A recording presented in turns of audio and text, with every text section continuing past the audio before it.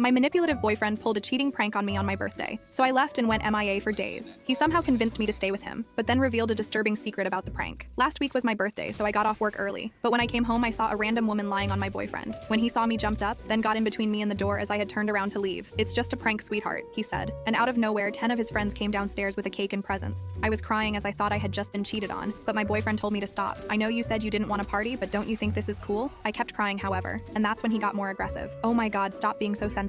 It was just a prank. I put all this effort in so you could have a fun time and you're crying." I immediately pushed him out of the way and walked out, got in my car, and drove off. While driving, my phone started to get bombarded by texts, calls, and messages from my boyfriend and our friends. When it got too distracting, I just turned off my phone and went to a hotel that's far enough from my place. By the time I got to my hotel room, I just started sobbing. The next morning, I made sure to tell my team leader first that I would be absent for a few days due to an emergency, and she was kind enough to accept my request. She probably noticed something was off with me because I was sniffling and my voice sounded weak. Right now, I plan on telling my aunt who lives near my area about what happened and asking if I could live with her for a couple of days until I sort out my mind and know what I have to do next. I'm deeply heartbroken because I've told my boyfriend and my friends before how I felt about cheating and how it essentially ruined my family growing up and my young mind back then. My mom cheated on my dad and it broke our family, and I got cheated on by my first boyfriend, and I don't know how to face and respond to them all after all that has happened. Maybe some time away from them will help, I hope. Update 1. I packed my things and prepared to go to my aunt's house, which wasn't that far, but still a bit of a drive nonetheless. When I finally got there, she was incredibly welcoming, and I thanked her for allowing me to stay in her house even just for a while. She gave me a tight hug and told me I was always welcome and that she will be there to help me when I need her to. She eventually led me to the spare bedroom that they have in their house and helped me unpack my stuff. She is honestly such an incredible woman and I love her so much. She's basically the mom I've always wanted. Once I was done unpacking, I was again confronted by the fact that I haven't opened my phone for quite some time now. I've avoided it for so long that I didn't think I could open it again, but I knew I had to. The moment my phone booted up, hundreds upon hundreds of texts, chats, and missed calls popped up on my screen. Even if I was still hesitant, I decided to open my chats and looked at our friend group's group chat first. The chats from the start were all very frantic in nature, with my friends asking about where I was or what happened. But after scrolling down a few more times, the chats turned into them apologizing that the prank happened and that it was not on the plan at all. One of my friends even blamed the girl that was on top of Alex, my BF, and thought she was untrustworthy. Finally, the chats ended up being them hoping they could contact me and wishing I was safe. I guess they knew I just read their chats because as soon as I was done back reading, my friends immediately knew I was online and asked how I was doing and where I was. They also started apologizing again for not being able to stop the prank from happening and that they didn't know that was going to happen and thought the original prank was going to be something else.